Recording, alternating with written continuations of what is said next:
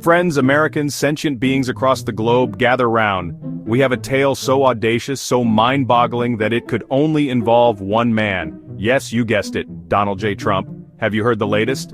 The internet is buzzing, the rumor mills are churning, and the world is once again captivated by the antics of our former commander-in-chief.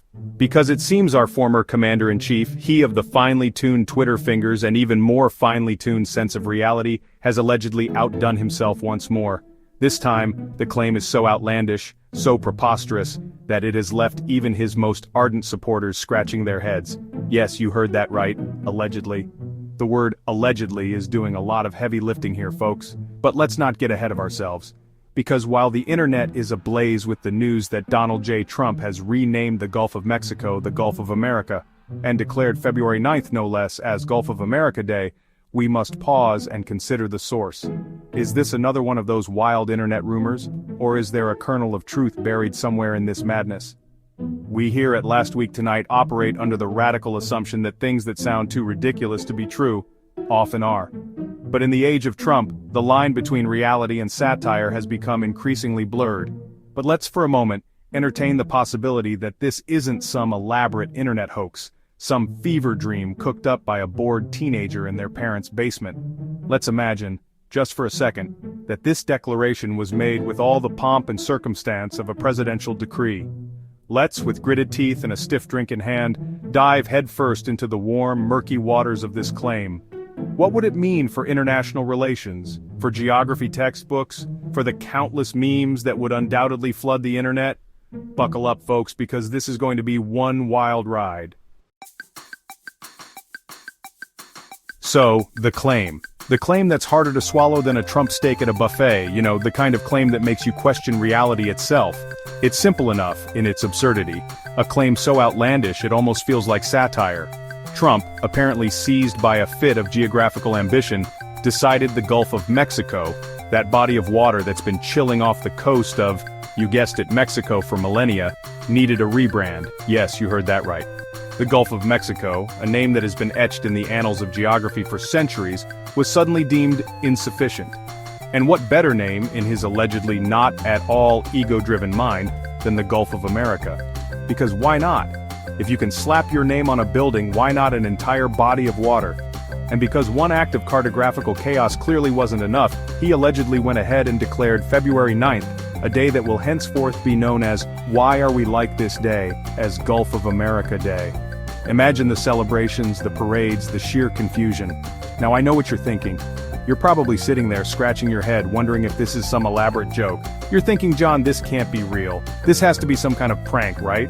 A story cooked up to get a few laughs. This has to be some deep-fried meme cooked up in the bowels of the internet. A meme so ridiculous it could only exist in the Wild West of online humor. And you know what? A part of me that still clings to the belief that the universe operates on some semblance of logic, desperately wants to agree with you.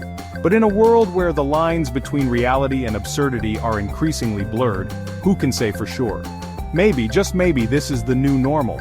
A world where the Gulf of Mexico can be whimsically renamed, and we all just have to go along for the ride. But as journalists, as people who still value things like facts and evidence, we find ourselves in a peculiar position. In an era where misinformation spreads like wildfire, our role becomes even more critical. We are the gatekeepers of truth, the ones who sift through the noise to find the signal. And not having our brains melt out of our ears from sheer bewilderment, we have a duty to investigate. It's not just about reporting what is said, but understanding the context, the implications, and the underlying truths.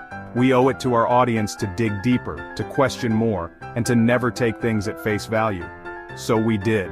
We scoured the internet, diving into the depths of forums, social media platforms, and obscure websites. We left no stone unturned, no link unclicked. Our mission was clear, to find the truth, no matter how deeply it was buried. We consulted our team of highly trained researchers, read interns with a Google search history longer than the Nile, who worked tirelessly, often late into the night, fueled by coffee and a relentless pursuit of answers. Their dedication was unwavering, their commitment inspiring. We even reached out to the only mapmaker we know. Turns out he mostly does birthday party invitations, but still. His insights, though not entirely relevant, added a touch of humor to our otherwise serious quest. It was a reminder that sometimes the journey is just as important as the destination. And guess what? We found absolutely nothing. No official statements, no press releases. It was as if the entire event had been wiped from existence, leaving behind only questions and confusion. The silence was deafening. The lack of information, baffling. No tweets from the man himself. And let's be honest, if there's one thing we can count on, it's Trump tweeting about something this ludicrous. His Twitter feed, usually a treasure trove of controversial statements, was eerily quiet. It was as if he had chosen this moment to go silent, adding to the mystery. The only thing we found was a whole lot of head-scratching and a growing suspicion that someone, somewhere, is having a good laugh at our expense. It was a humbling experience, a reminder that in the world of journalism, not every story has a clear answer. Sometimes the pursuit of truth leads to more questions than answers, and that's okay. It's all part of the journey. But let's, for the sake of argument, for the love of all that is holy and sane, pretend for a moment that this is real, that somewhere, tucked away in a drawer in Mar-a-Lago, between the classified documents and the half-eaten cheeseburgers, there exists an executive order, signed in Sharpie, declaring the Gulf of Mexico no more. The sheer audacity of it, the unbridled hubris. It's almost, dare I say it, impressive. It's like renaming the Pacific Ocean the Big Blue Wet Thing or the Sahara Desert the Trump Tanning Salon. It's so monumentally stupid, so breathtakingly ignorant that it circles right back around to being almost funny. Almost. Section 5. Geopolitical faux pas, messing with maps in Mexico. And then there are the geopolitical implications. Can you imagine the diplomatic fallout? Mexico, rightfully so, throwing a collective tantrum the likes of which the world hasn't seen since, well, the last time Trump tweeted something inflammatory. The UN convening an emergency meeting, only to dissolve into chaos as delegates try to outdo each other with increasingly sarcastic name suggestions. The mind boggles. It's a comedy of errors playing out on a global scale with the fate of the free world hanging in the balance. Or, not. Because, and I cannot stress this enough, it's almost certainly not real. Section 6. The dangers of disinformation. Don't believe everything you read. Which brings us to a very important point, folks.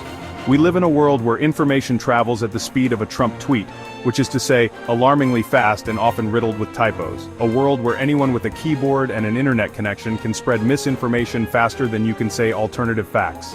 It's a dangerous world, a world where we can't even trust our own lying eyes, or our own common sense, apparently. And it's a world where we have to be extra vigilant, extra discerning, extra likely to question anything that makes us go, wait, what? Section 7, humor as a weapon, fighting fire with laughter. But you know what? It's also a world where we can fight back. Where we can use humor, that most powerful of weapons, to expose the absurdity, the sheer ridiculousness of it all. Because sometimes the only way to deal with the utter insanity of the world is to laugh at it, to point at the emperor, or the former reality TV star pretending to be an emperor and say, dude, you're naked. And also, you can't just rename bodies of water. That's not how this works. Section 8, in conclusion, the importance of critical thinking. So, to recap. Did Donald Trump rename the Gulf of Mexico? Almost certainly not. Is it a hilarious thought experiment? Absolutely. But more importantly, does it highlight the dangers of misinformation and the importance of critical thinking? You bet your sweet fact check behind it does. Section 9. A final thought. Stay informed, stay vigilant, and on that note, I'm going to go pour myself another drink. Stay informed out there, folks, and for the love of all that is good and pure, please check your sources.